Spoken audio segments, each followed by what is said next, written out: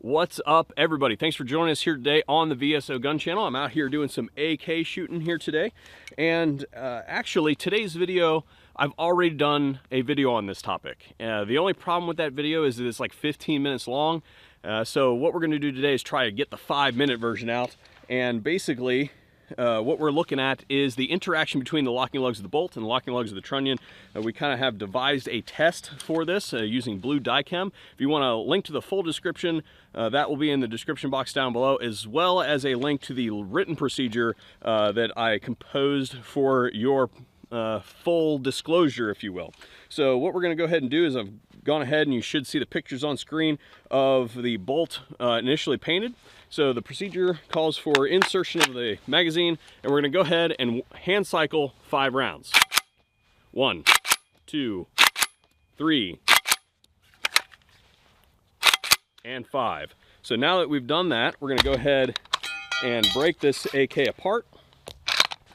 And we'll just go ahead and throw the rifle there.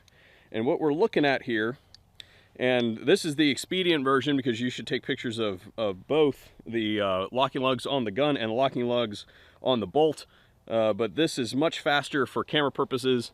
And go ahead and roll that in there. I'll get a tight one for you guys. So from that picture, you can definitely tell that there is a slight imbalance concentrated on the secondary locking lug, which is not the way we would want it to be. However, at this point, it's not really something that we want to super concern ourselves with. We should note it, but it's not so unbalanced that it's probably going to be causing an issue at this point in time. So we're going to move on with the test. And to do that, we're going to go ahead and ear up. And these are live fire, and we are keeping track of these ones because they're part of a larger round count test. So here we go. These are live fire now. So here we go. Make sure that we are in frame. And first round's down the pipe.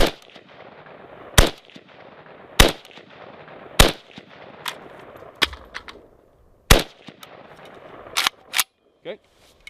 So now that that is done, we'll take this gun back apart, take a picture of the locking lugs again.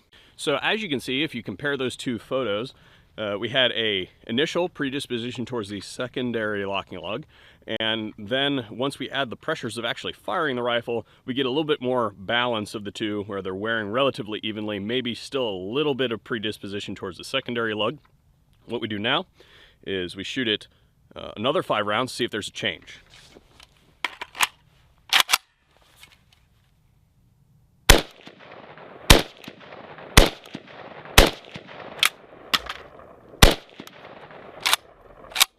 Strip her apart. So by looking at that one, you can see that there's not a whole lot of change between the first set of rounds and the second set of rounds, and what that tells us is that the test is relatively stable and that this is a viable result, and we can go ahead and enter it for the interaction at the beginning of testing. And then again, somewhere around 500 rounds, this is where we normally stop to see after those surfaces have gotten kind of lapped together, polished, and through use, we'll get a good indicator of where the rifle has moved from where it started. And that is a good way, I think, in a very low cost way for you guys, the end users, to be able to see what your rifle's kind of doing in the background of already shooting it. Now, you don't have to clean this stuff out, but for photographic purposes, we go ahead and clean it out. If you need to remove it quickly from your rifle, a little bit of acetone, wash it right off.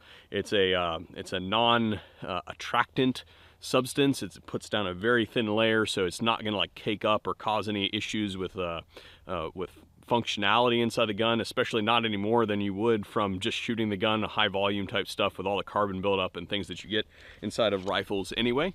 But anyway, that is our short and sweet version of the die-chem test for the locking lugs on your AK.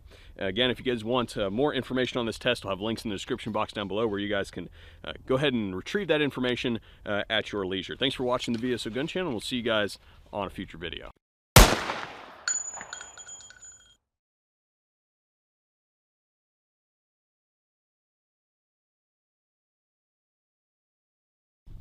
So I was able to retrieve all but one of the 7.62 by 39 rounds that was initially ejected out of the 5. So this is my video archive to myself, telling myself to add +1 rounds to the carton of ammo to make sure that we've got the full complement of ammo, because the internet will absolutely count every single round that I shoot through the thing.